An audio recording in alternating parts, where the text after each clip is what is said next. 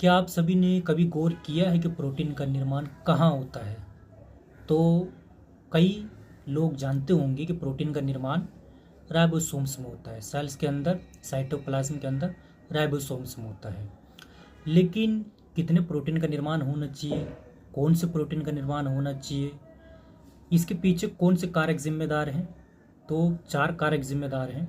कौन कौन से? mRNA, snRNA, tRNA और miRNA।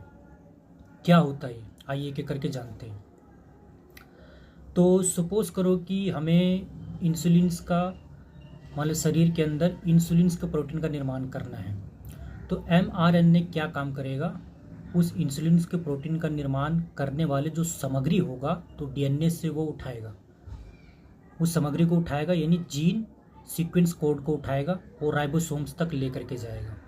लेकिन जो वो उठा करके ले जा रहा है, क्या वो वाकई में सभी प्रोटीन बनने के लायक हैं? क्या वो सभी सामग्री सही है या नहीं है? तो इसकी काट छाट के लिए कौन जिम्मेदार होता है? snRNA जिम्मेदार होता है, यानी स्मॉल न्यूक्लियर आरएनए जिम्मेदार होता है। फिर उसके बाद चलो काट छाट कर दिया, लेकिन एग्जैक्ट जो इंसुलिन के प्रोटीन का निर्माण करने के लिए जो सामग्री चाहिए होती है, तो वो कौन लेकर के जाता है?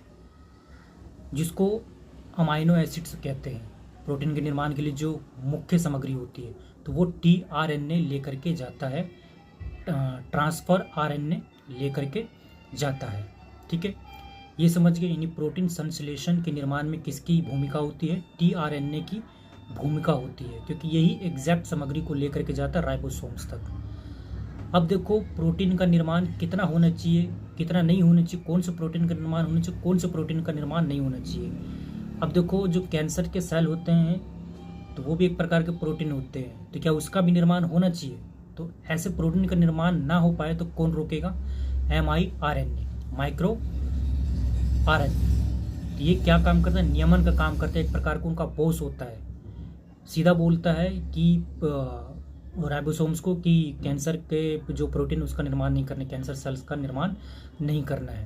तो ये नियामक का काम करता है, रेगुलेट करता है कौन से प्रोटीन का निर्माण करना है, कौन से प्रोटीन का निर्माण नहीं करना है। और आरएनए क्या होता है? सिंगल राइबो न्यूक्लिक एसिड होते हैं। तो आई होप आप ये समझ गए होंगे आसान शब्दों में।